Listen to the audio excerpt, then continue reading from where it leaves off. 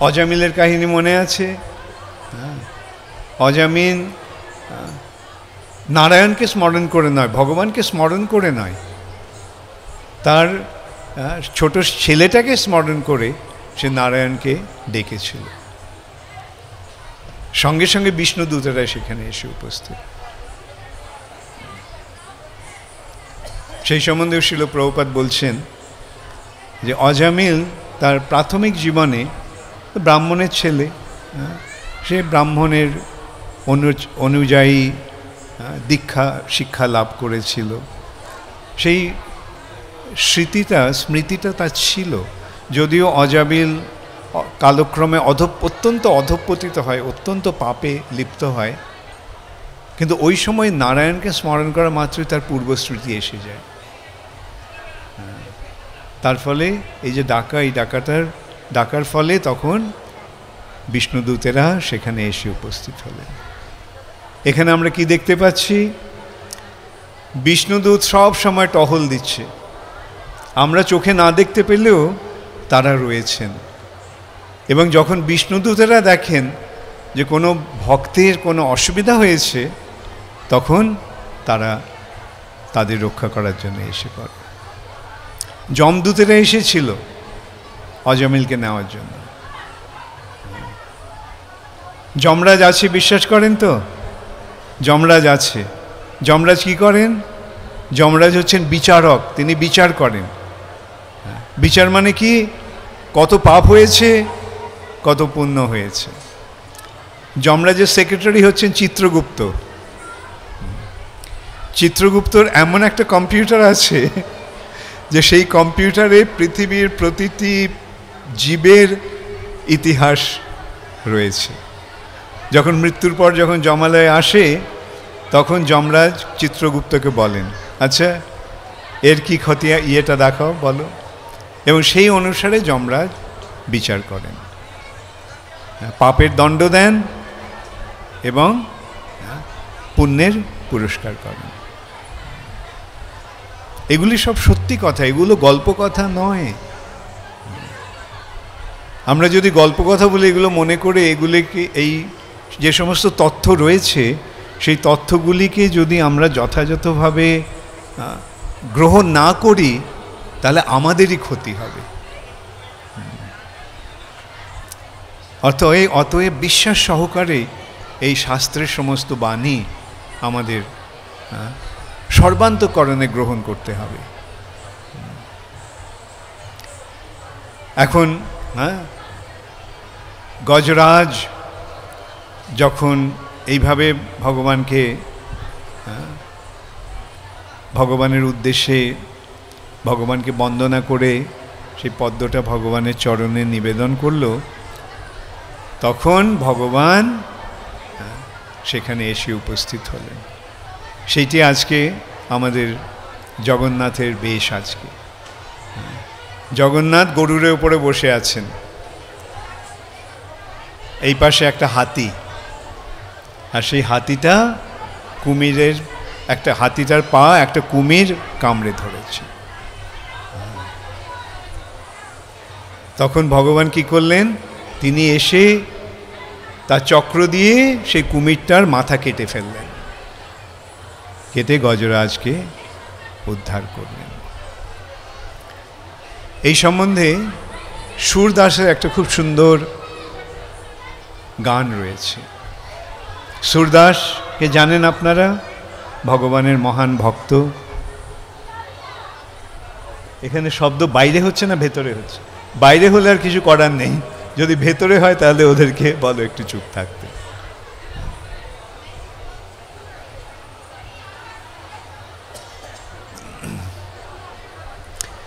সুরদাস ভগবানের মহান ভক্ত ছিলেন। তার অনেক পদ রয়েছে, অনেক সুন্দর সুন্দর গান রয়েছে ভগবানের বন্দনা করে।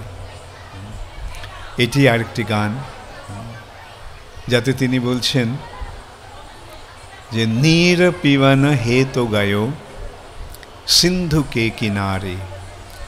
গজরাজ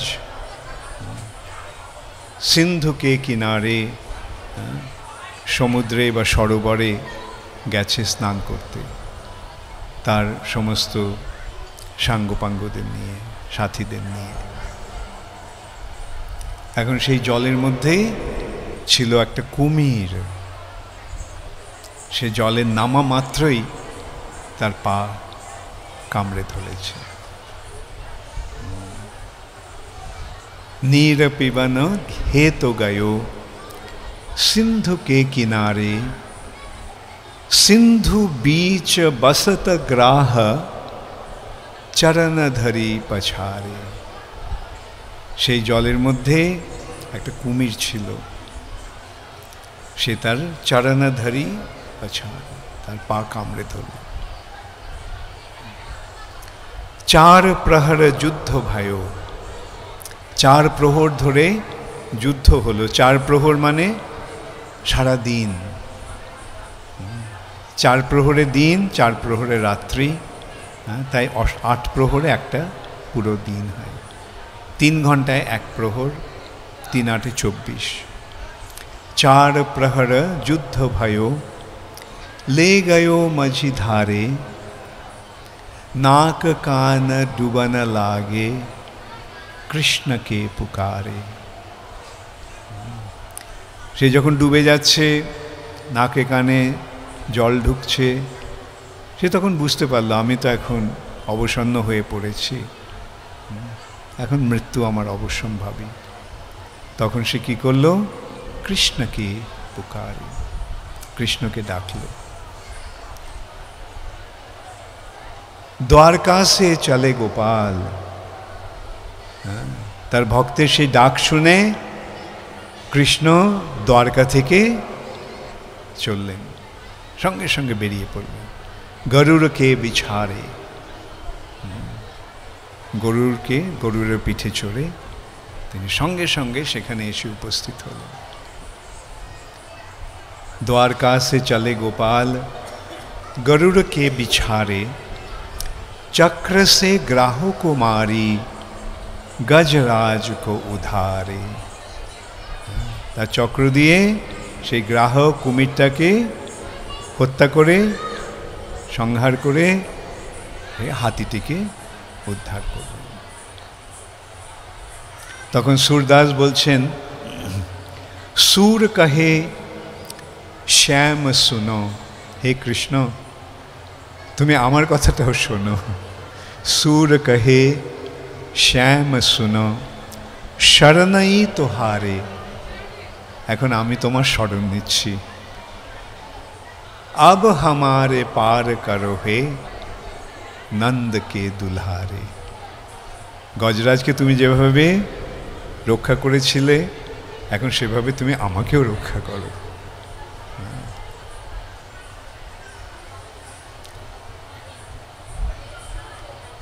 এখানে আরেকটি বৈশিষ্ট্য আছে, এটা একটা রূপক রূপেও এটা গ্রহণ হয়। যদিও ভাগবতের বর্ণনা সব সত্য, ভাগবনে কোনো শ্রীমদ্ ভাগবতে কোনো বা আমাদের শাস্ত্রে কোনো অসত্য বচন নেই। কেন, যদি আমরা পরম সত্যেরকে পেতে চাই তাহলে অসত্যের আশ্রয় নিলে কিভাবে তাকে পাব? শ্রীমদ্ ভাগবত আদি আমাদের সমস্ত শাস্ত্রে যা কিছু লেখা আছে তা সব সত্য। ইন্দ্রদ্যুম্ন রাজা ছিলেন, তিনি অভিশপ্ত হয়ে হাতির শরীর লাভ করেছিলেন, এবং এই সময় হাতির এক সময় এই অবস্থা হয়েছিল। এগুলো সব সত্যি কথা, এবং হাতির যে প্রার্থনা সেটাও সত্যি। সেই হাতি প্রার্থনা করছে না, হাতির পূর্বজন্মের সুকৃতির প্রকাশ হলো। হাতি এখন হাতি নয়, হাতি ইন্দ্রদ্যুম্ন মহারাজ, তিনি প্রার্থনা করছেন ভগবানের কাছে। আত্মার সঙ্গে ভগবানের যে সম্পর্ক সেটা কখনো লোপ পায় না, বা কখনো তার হ্রাসও হয় না, সে সম্পূর্ণ অক্ষতভাবে সেটা থেকে যায়। আমাদের শরীরের সঙ্গে যা কিছু সম্পর্কিত, যা কিছু তার সব মৃত্যুর সময় ছেড়ে যেতে হবে, কিন্তু আত্মার সঙ্গে যে সম্পর্ক, আত্মার যা কিছু প্রাপ্তি, সেগুলি সব সময় আত্মার সঙ্গে থাকে। শরীর ভিন্ন হতে পারে, এবং সেই শরীরে সেই স্মৃতি না থাকতে পারে প্রাথমিক দিকে, কিন্তু কালক্রমে যখন ভগবানের সঙ্গে সম্পর্কটা আবার হয়ে যায় তখন সেই সমস্ত স্মৃতি চলে আসে। সেই সম্পর্কে বলা হচ্ছে আমাদের শাস্ত্রে যে এই যে আত্মার যে প্রগতি, আধ্যাত্মিক প্রগতি, সেটা কখনো নষ্ট হয় না। হয়তো কেউ এতদূর পর্যন্ত উঠেছিল, মৃত্যু হলো, পরজন্মে যখন সে আবার তার ভক্তি জীবন শুরু করবে তখন কোথা থেকে শুরু করবে? এখান থেকে না, যেখানে শেষ করেছিল সেখান থেকে। অর্থাৎ খুব শীঘ্রই সে ওই স্তরে এসে যাবে। তাই জন্য আমরা দেখতে পাই অনেক ভক্ত, তার দেখে মনে হয় আরে এরা প্রথম থেকে এত অ্যাডভান্সড, এরা এত প্রথম থেকে এত উন্নত। এখানে বুঝতে হবে যে এটা তাদের পূর্বজন্মের প্রগতির ফল।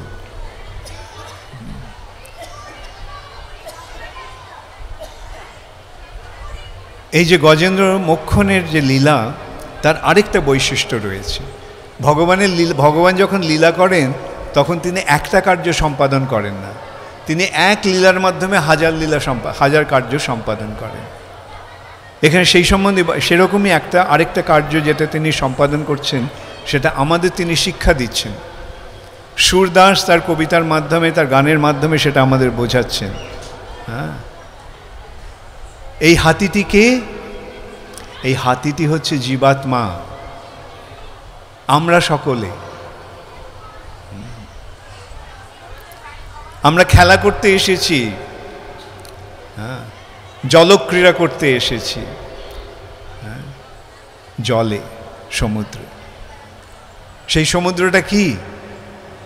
এই ভব সমুদ্র, ভবসাগর।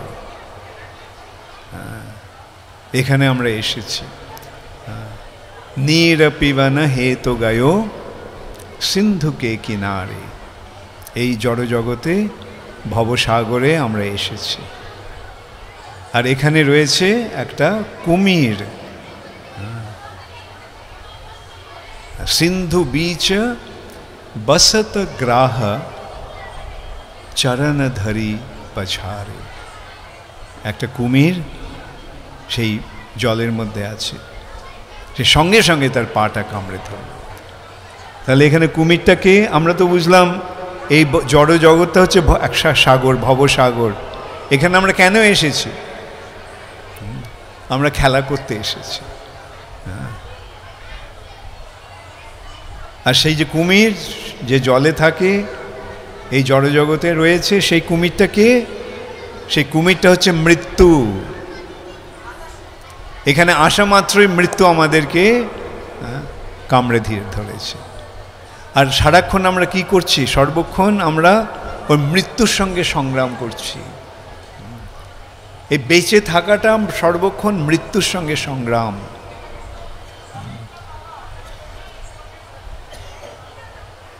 এবং 4 প্রহর যুদ্ধ ভায়, 4 প্রহর, সেই 4 প্রহর হচ্ছে জীবনের 4টি স্তর। প্রথম 25 বছর, দ্বিতীয় 25 বছর, তৃতীয় 25 বছর, চতুর্থ 25 বছর। হ্যাঁ, 4 প্রহর। হ্যাঁ, কত বছর হলো? 100 বছর।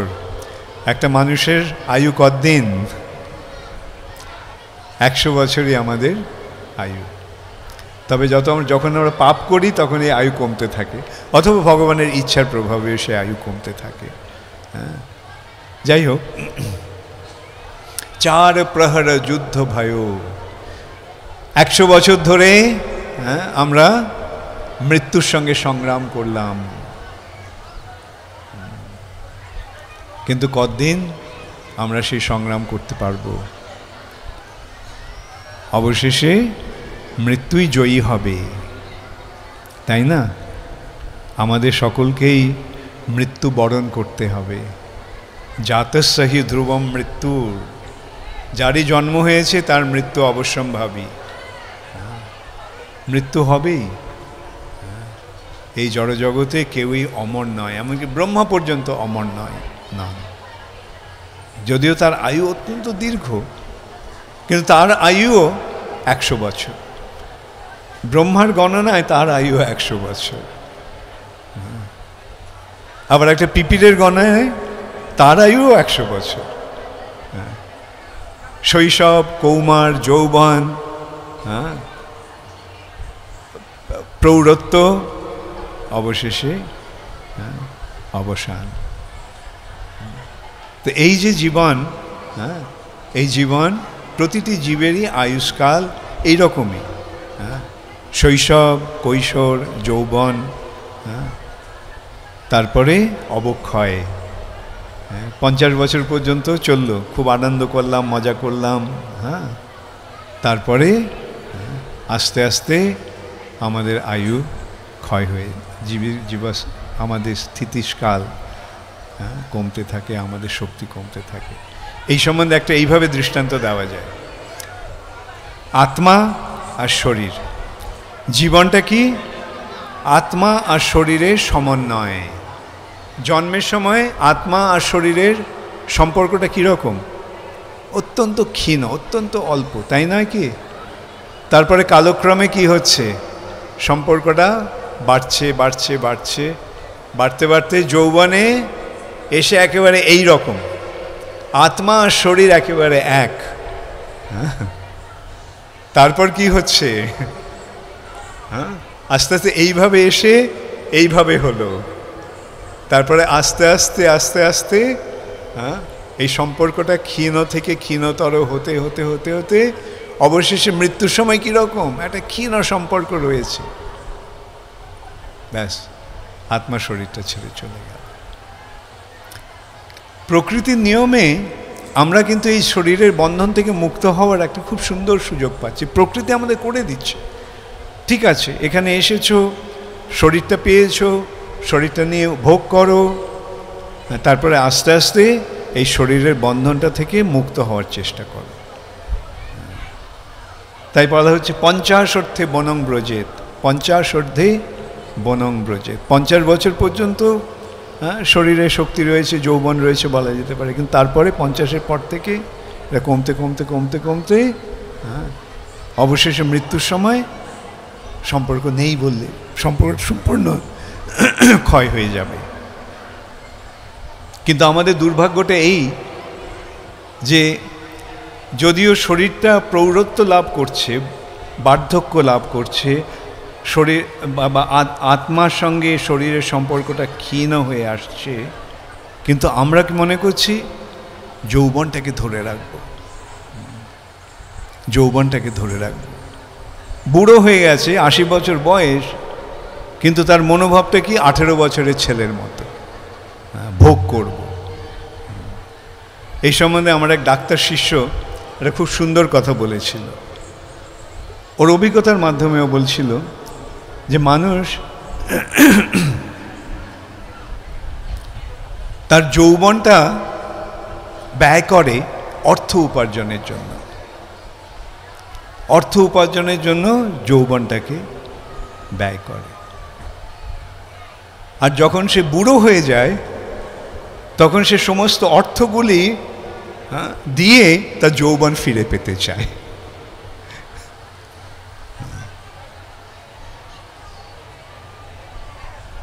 ইংরেজিতে একটা কথা আছে, গ্রো ওল্ড গ্রেসফুলি, সম্মানের সঙ্গে বার্ধক্যকে বরণ করে নাও।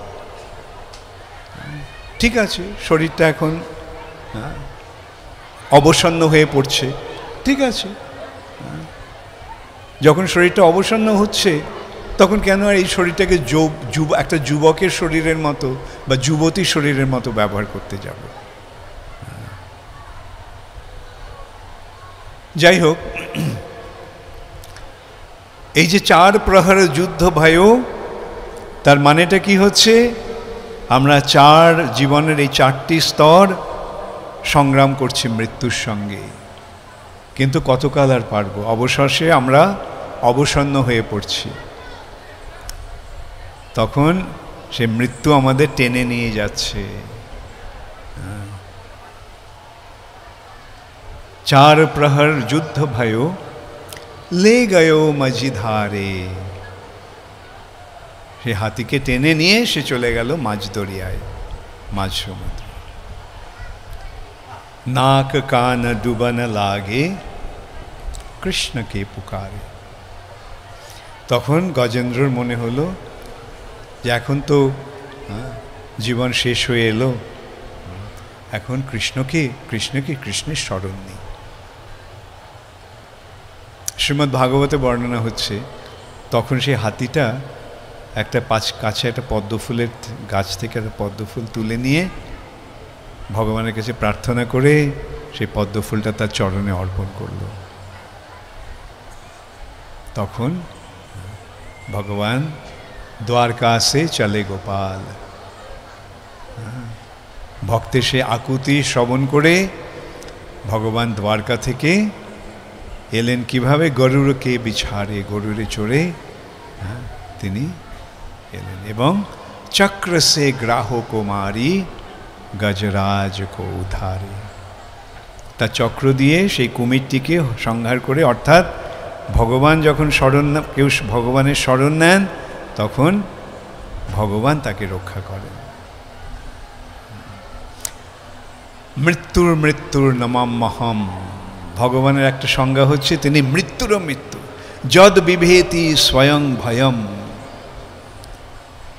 স্বয়ং ভয় ও ভগবানকে ভয় করে, কেননা ভগবান হচ্ছেন মৃত্যুরও মৃত্যু। অতএব ভক্তদের মৃত্যু ভয়ে ভীত হওয়ার কোনো কারণ নেই। এই সম্বন্ধে আরেকটা সুন্দর দৃষ্টান্ত, ধ্রুব মহারাজ তিনি সংসার ত্যাগ করে, রাজকার্য ত্যাগ করে তিনি গেছেন বদরিক আশ্রমে, সেখানে সাধু সঙ্গ করছেন, মৃত্যুর জন্য তৈরি হচ্ছেন। কেন জীবনের শেষে আমাদের ভগবানের সেবায় নিজেদের নিযুক্ত করতে হয়, সেটি বুদ্ধিমানের কাজ।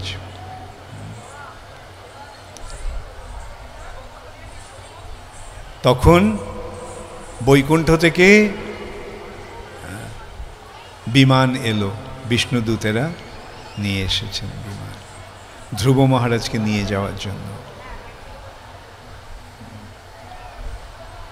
ধ্রুব মহারাজ তখন স্নান করে সমস্ত সাধুদের, সেখানকার ঋষি মহর্ষিদের থেকে বিদায় গ্রহণ করে সেই রথকে প্রদক্ষিণ করে যখন রথে উঠতে যাবেন তখন দেখেন যে মৃত্যু হাত জোড় করে ওখানে দাঁড়িয়ে আসে, হাত জোড় করে, মাথা নত করে, নত জানু হয়ে বসে আছে। মৃত্যু আসে ভক্তের কাছে, কিন্তু কিভাবে আসে? এইভাবে হাত জোড় করে আসে, কৃপা করুন, আশীর্বাদ করুন, যাতে আমার সমস্ত কার্যকলাপ সার্থক হয়। তখন ধ্রুব মহারাজ কি করলেন? সেই মৃত্যুর মাথায় পা দিয়ে সেই রথে চললেন। ভক্তের কাছে মৃত্যু এইভাবে আসে, ভক্তেরও মৃত্যু হয়। মৃত্যু মানে শরীর ত্যাগ, এই জড় শরীরটাকেও সকলেই ত্যাগ করতে হবে। হ্যাঁ, জড় শরীরটা তো সকলকেই ত্যাগ করতে হবে, সে ভক্তই হোক আর অভক্তই হোক, সকলকেই ত্যাগ করতে হবে। কিন্তু ভক্তের কাছে মৃত্যু একভাবে আসে, অভক্তের কাছে আরেকভাবে আসে। অভক্তের কাছে আসে একটা ভয়াবহ রূপ নিয়ে, আর ভক্তের কাছে আসে তার মঙ্গলময় রূপ নিয়ে, ভক্তের কৃপা লাভের জন্য, ভক্তের আশীর্বাদ প্রাপ্ত হওয়ার জন্য।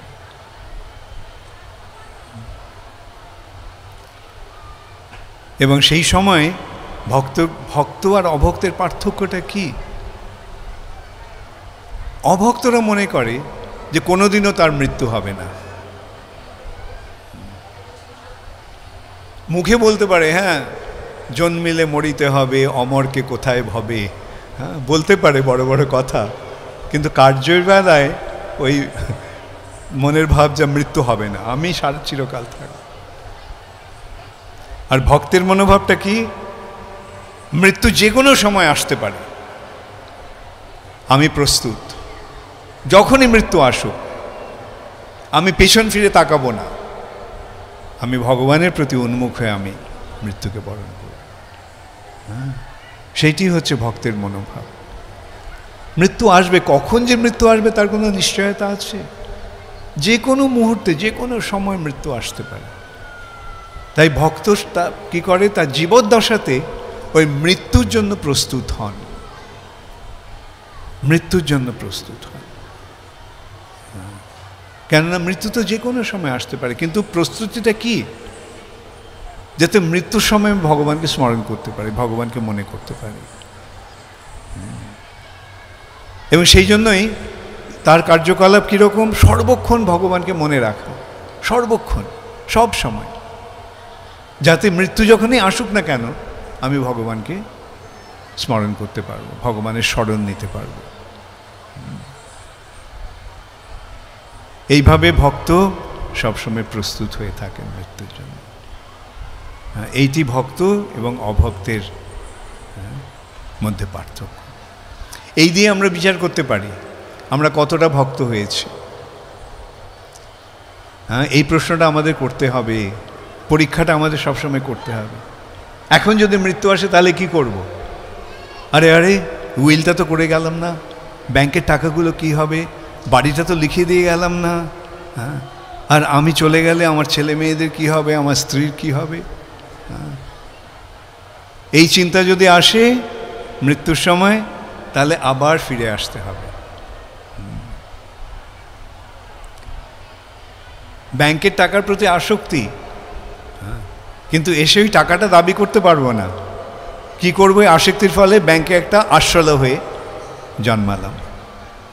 খুব থাকো, টাকা সামলাও। অথবা সাপ হয়ে ওই ভিত সামলাচ্ছে। যাই হোক, মূল কথা হচ্ছে যে এইটি হচ্ছে ভক্তের মনোভাব। আমাদের প্রস্তুত থাকতে হবে।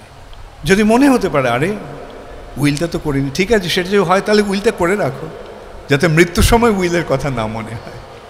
মৃত্যুর সময় যদি চিন্তা না আসে আরে এটা তো ওকে দিয়ে গেলাম না, ওর কি হবে, এর কি হবে, সেগুলো মৃত্যুর সময় চিন্তা করার দরকার নেই। যদি চিন্তা এসে থাকে তাহলে আগে ওগুলো সব গুছিয়ে নাও,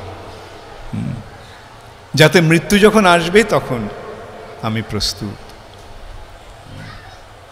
সেই সম্বন্ধে শাস্ত্রে বলা হচ্ছে কোনো একটা চিন্তা যদি এই জগতের জন্য থাকে মৃত্যুর সময়, তাহলে আবার ফিরে আসতে হবে। তাই মৃত্যুর সময় আমাদের কর্তব্য কি? অন্তে নারায়ণ স্মৃতি। মৃত্যুর সময় নারায়ণকে স্মরণ করতে হবে। এবং সেই জন্যই প্রস্তুতি সারা জীবন ধরে আমাদের প্রস্তুতি। যখন বেঁচে আছি হরিনাম করো, যাতে অভ্যাস করো, হরে কৃষ্ণ হরে কৃষ্ণ, যাতে মৃত্যু যখন আসবে তখন এই যদি হরে কৃষ্ণ মুখ দিয়ে বেরোয়, ব্যাস হয়ে গেল, জন্ম সার্থক হয়ে গেল। ওই হরে কৃষ্ণ, যেমন অজামিলের নারায়ণ নাম, সেরকম হরে কৃষ্ণ হলে সঙ্গে সঙ্গে হয় কৃষ্ণ নিজে আসবেন, নয়তো গুরুদেব আসবেন, নয়তো বিষ্ণুদূত আসবেন।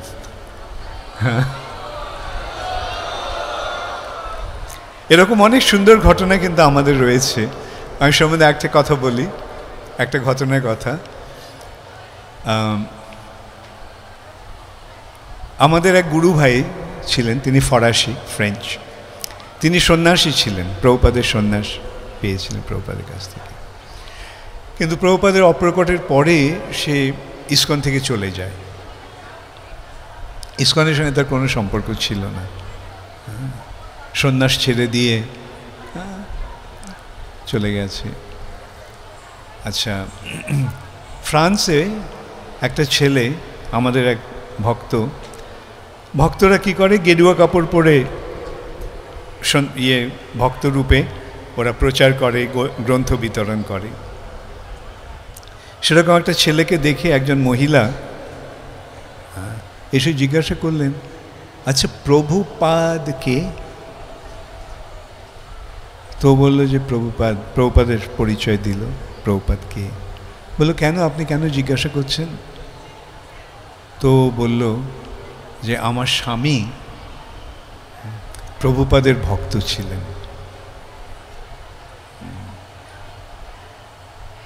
এবং তার ক্যান্সার হয়,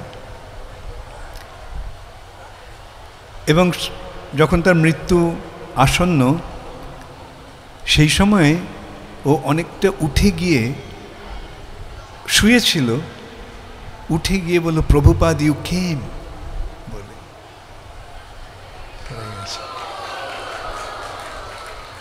যদিও সে প্রভুপাদের আশ্রয় ছেড়ে চলে গেছে, হ্যাঁ, ইস্কন ছেড়ে চলে গেছে, ভক্ত সঙ্গ নেই, কিন্তু শিল প্রভুপাদ তাকে ভোলেননি। প্রভুপাদ এসে সেই সময় তাকে উদ্ধার করলেন। এরকম অনেকগুলো কাহিনী আমার মনে পড়ে, দেখি কতটা সময় আছে। আচ্ছা, আমি দু একটা এরকম কাহিনী বলছি, শুনতে ভালো লাগছে? আচ্ছা, এই সম্বন্ধে আমার এক শিষ্যার কথা মনে পড়ে। সে একদিক দিয়ে একজন সাধারণ ভারতীয়, লন্ডনে থাকে, গুজরাটি, অতটা শিক্ষিতও নয়, অতটা পাণ্ডিত্য নেই, কিছু নেই, কিন্তু ভক্তি রয়েছে। হ্যাঁ, বোঝা যায় যে কীরকম ক্যান্সার হয়ে গেল। আর যখন একটুখানি সুস্থ হলো, সে মন্দিরে গিয়ে সেবা শুরু করল। আবার ও অসুস্থ হয়ে পড়ে। এইভাবে কিছুদিন, বেশ কিছুদিন, মানে বছর দুয়েক প্রায় সংগ্রাম হয়েছিল।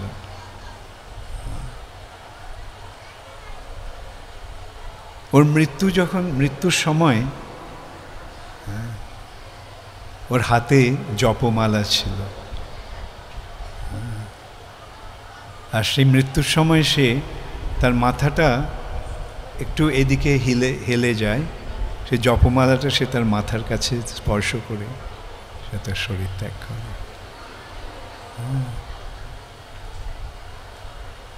একজন সাধারণ ভারতীয় মহিলা,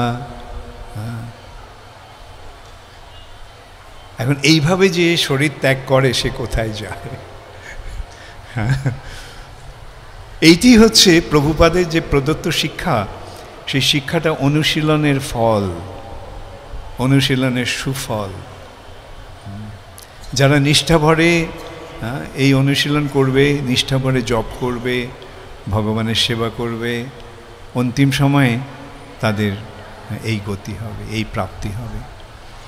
আরেকটি মেয়ের কথা বলছি। সেই মেয়েটির বয়স তখন 22 বছর, পুনাতে থাকে, রাধানাথ মহারাজের শিষ্যা। আর আমি ওকে ছোটোবেলা থেকেই চিনতাম। তখন আমি প্রায় পুনাতে যেতাম, এবং ও আমার খুবই অনুগত ছিল বলা যায়। আমি গেলে ওদের বাড়িতে আমি থাকতাম, ও সব সময় ইয়ে করতো। এমনিতে আপাত দৃষ্টিতে সেই মেয়েটা কীরকম, একটু দুরন্ত, একটু চঞ্চল, কিন্তু হঠাৎ তার এমন একটা রোগ হলো যার কোনো নিরাময় নেই।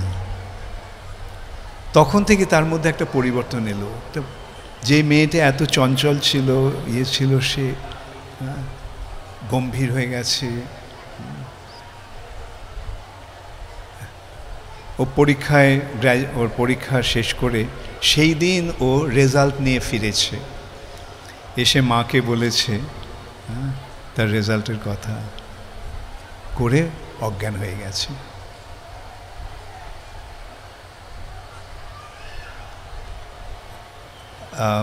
Acharya Ratna Prabhu, probably you remember Shyam Sundari, Janava Mata's daughter.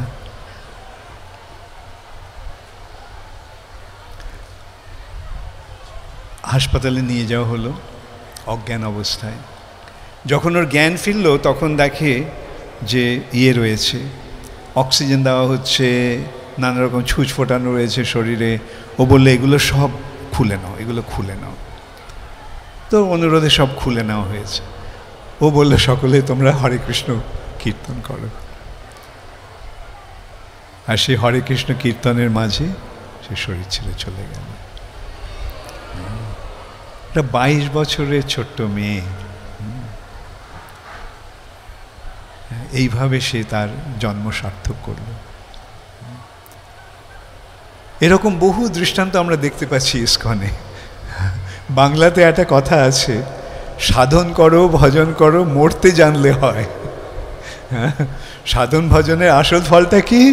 কিভাবে মরতে হবে সেটা জানতে হবে, কীরকমভাবে মরতে হবে, মৃত্যুকে কিভাবে বরণ করতে হবে। অন্তে নারায়ণ স্মৃতি, ভগবানকে এইভাবে স্মরণ করে আমাদের জীবন ত্যাগ করতে হবে।